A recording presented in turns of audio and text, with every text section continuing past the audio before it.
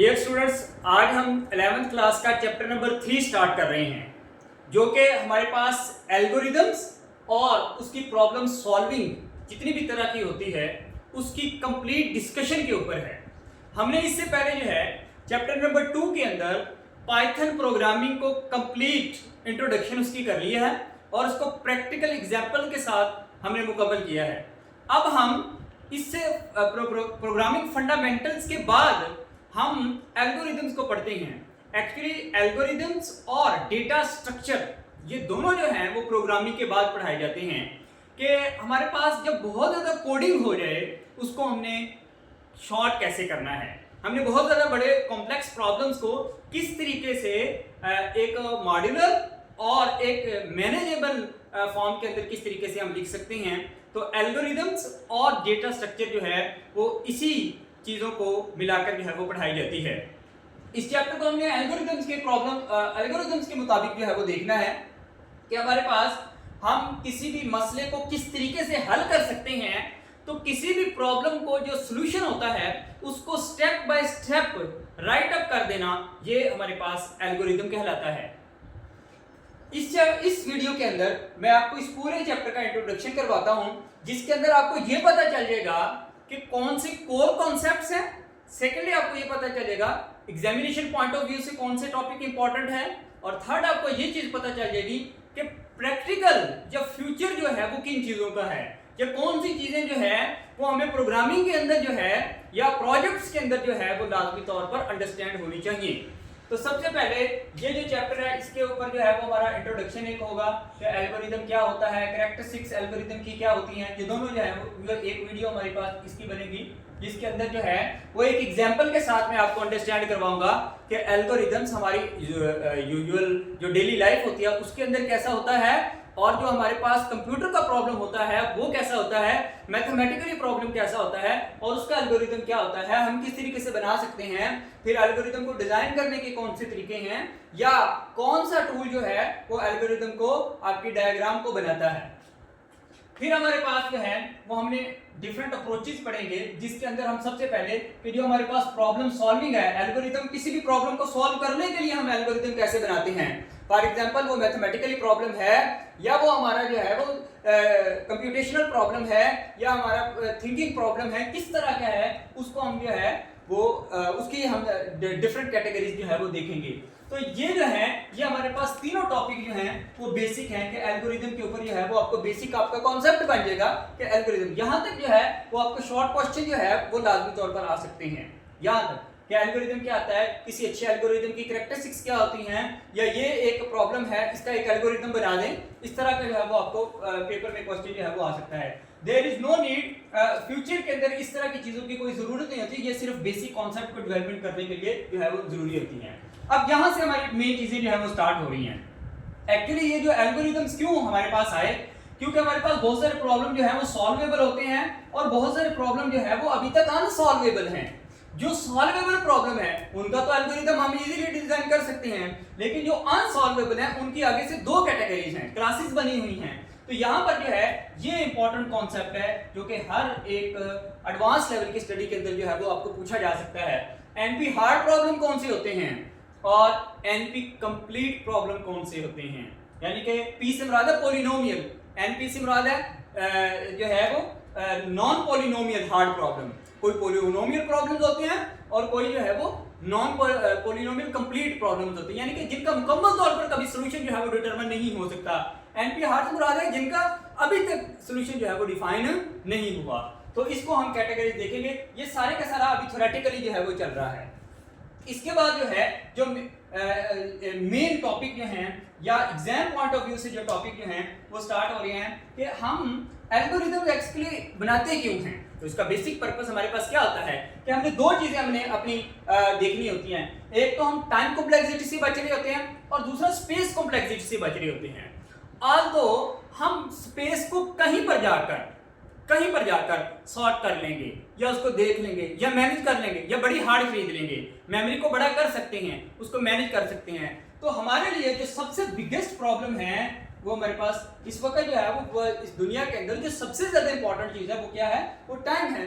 तो टाइम को मैनेज करना होता है कि कोई भी जो सोल्यूशन है या किसी भी प्रॉब्लम का जो एल्गोरिदम या सोल्यूशन जो है वो तेज है, जल्दी काम कर सकता है, कम टाइम के अंदर कंप्यूटेशन करता है या नहीं करता, इस चीज के ऊपर है। लिहाजा ये टाइम कॉम्प्लेक्सिटी के अंदर एक हम टॉपिक पढ़ेंगे जो कि इंपॉर्टेंट है, स्टूडेंट को थोड़ा सा कॉम्प्लेक्स लगता है लेकिन वो बिल्कुल आसान सा है, और वो हमारे पास होता है असिम्प्टोटिक नोटेशन।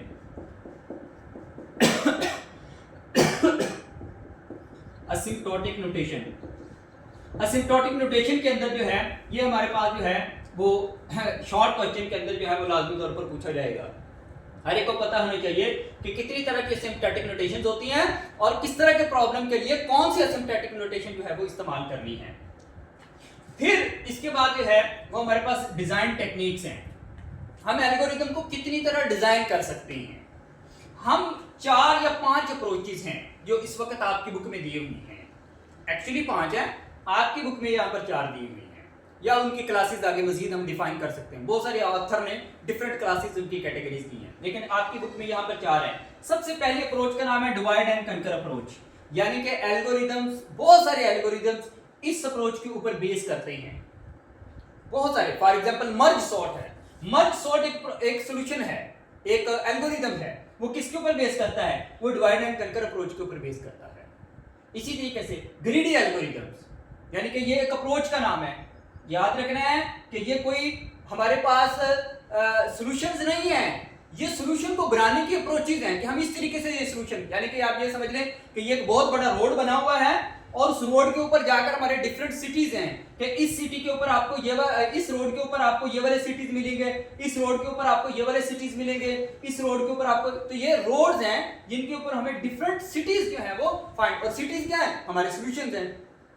अब यहाँ पर अब ग्रीडी एल्गोरिथम है। अब ग्रीडी एल्गोरिथम के अंदर जो है वो हमारे पास बहुत बड़े जो सॉल्यूशंस हैं वो अवेलेबल हैं। ग्राफ के अंदर जितना भी हमने काम करना है वो ग्रीडी के थ्रू हम जो है वो काम करेंगे, और इसके से जो है वो नैपसैक प्रॉब्लम है वो एक सॉल्यूशन का नाम है। उसके बाद जो है वो बेलमैन फोर्ड एक सॉल्यूशन का नाम है, और इसके अलावा जो है वो क्रूस्कल एल्गोरिथम है। ये जो है कि ग्रीडी एल्गोरिथम की अप्रोचेज हैं, यानी कि रोड हमारे पास मौजूद है और उसके ऊपर हमने जाकर देखना है। तो अगर कोई पूछे कि क्रूस्कल एल्गोरिथम कौन सी अप्रोच से हल किया गया है, तो वो आपको पता होना चाहिए कि वो ग्रीडी एल्गोरिथम से जो है वो उसकी अप्रोच कौन सी है? ग्रीडी एल्गोरिथम है। फिर तीसरी तरह का जो अप्रोच होती है वो डायनामिक होती है। डायनामिक के अंदर जो है वो हमारे पास नैपसैक, सबसे इंपॉर्टेंट एग्जांपल जो है वो नैपसैक की है। जो नैपसैक जो है वो 0-1 प्रॉब्लम है, जिसके अंदर हमने या तो बताना तो ये हो सकता है और ये नहीं हो सकता। नैपसैक फ्रैक्शन जो है वो ग्रीडी अप्रोच है, और नैपसैक 0-1 अप्रोच जो है वो डायनामिक एल्गोरिथम की एक एग्जांपल है। इसके अलावा भी बहुत सारे एग्जांपल्स हैं, जब हम इसको डिस्कस करेंगे तो उसके अंदर जो है वो मैं आपको डिटेल करूंगा। और आखिर पर है बैक ट्रैकिंग, कि हम सॉल्यूशन पर पहुंचकर हम पीछे से उसके जो है वो बैक ट्रैक कर लेते हैं और हम जो है वो प्रॉब्लम तक पहुंच जाते हैं। यानी कि हमारे पास एक सॉल्यूशन मौजूद है और उसका प्रॉब्लम नहीं पता, तो हम सॉल्यूशन से जो है वो पीछे बैक ट्रैक करेंगे और यहाँ पर सर्चिंग के अंदर ये अप्रोच जो है वो हमारे काम करेगी। तो ये अप्रोचेस के नाम हैं। अब इन अप्रोचेस को इस्तेमाल करते हुए कुछ उन्होंने कॉमनली यूज्ड एल्गोरिथम जो हैं वो डिस्कस किए हुए हैं, जिसके अंदर सबसे पहले हमारे पास सॉर्टिंग एल्गोरिथम जो है। सॉर्टिंग एल्गोरिथम के अंदर हम ऑलमोस्ट, अगर हम बीएस लेवल या मास्टर लेवल की बात करें तो हम बहुत सारी सॉर्टिंग प्रॉब्लम पढ़ते हैं, लेकिन अभी फर्स्ट ईयर के अंदर हम 2 से 3 सॉर्टिंग प्रॉब्लम पढ़ेंगे। बबल सॉर्ट पढ़ेंगे, क्विक सॉर्ट पढ़ेंगे, मर्ज सॉर्ट पढ़ेंगे, या इस तरह की जो मेन सॉर्टिंग के एल्गोरिथम्स हैं उनको डिस्कस करेंगे। उसके बाद जो है सर्चिंग के अंदर हम कंप्यूटेशनल सर्चिंग भी करेंगे, जिसके अंदर हम लीनियर सर्च या बाइनरी सर्च की बात करेंगे, और ग्राफ की search, that is a very important. तो मेरे ख्याल के मुताबिक अगर हम इस पूरे चैप्टर का एनालिसिस करें तो हमारे पास जो है ये ग्राफ एनालिसिस जो है वो सबसे इंपॉर्टेंट टॉपिक होगा, जिसके अंदर जो है वो हमने एक बीएफएस पढ़ना है और एक डीएफएस पढ़ना है, ब्रेड्थ फर्स्ट सर्च और डेप्थ फर्स्ट सर्च। ये 2 सर्चेस जो हैं ये बहुत इंपॉर्टेंट हैं, जो कि आगे जाकर जो है वो आगे बहुत सारे प्रॉब्लम्स को हमारे सॉल्व कर रही होगी। और हर तरह के ग्राफ के अंदर जो है ये दोनों जो है सर्चेस जो हैं वो हमारे यूज होती हैं। और भी बहुत सारी हैं, हिल क्लाइंबिंग एनालिसिस है, वो भी हमारे पास सर्चिंग प्रॉब्लम है। उसके बाद जो है वो हमारे पास ग्राफ के अंदर जो मेन चीजें जो हैं वो हमारे पास ये हैं। ये जो अप्रोचेस, ये वाला टॉपिक और ये जो कॉमनली यूज्ड एल्गोरिदम है ये मोस्ट इंपॉर्टेंट टॉपिक हैं आपके एग्जाम पॉइंट ऑफ व्यू से, और इनमें से लाजमी तौर पर आपको क्वेश्चन आएगा पेपर में भी। और सबसे इंपॉर्टेंट बात है कि यही अप्रोचेस आपको जाकर प्रोग्रामिंग के अंदर प्रैक्टिकल यानी कि जिनका होता है वो यही चीजें हैं, इनका प्रैक्टिकल इस्तेमाल जो है वो आपको करना पड़ेगा। बीएफएस का, डीएफएस का, यानी कि आपको इनके कोड राइटअप हुए मिल जाएंगे और आपने इन अप्रोचेस को यूज करते हुए अपने कोड के अंदर जो है वो इनको करना होता है। तो ये जो है मेन एरिया जो है वो हमारे इस चैप्टर का वो यही होगा। इसको जो है वो हर स्टूडेंट को लाजमी तौर पर कंप्लीट अंडरस्टैंड करना चाहिए और इसको प्रैक्टिकली जो है वो इम्प्लीमेंट करना चाहिए। तो ये जो है वो हमारा चैप्टर जो है वो ऑलमोस्ट इन्हीं चीज़ों के जो है वो बिल्कुल शॉर्ट सा चैप्टर है, 6-7 लेक्चर के ऊपर जो है ये चैप्टर हमारा कंप्लीट हो जाएगा।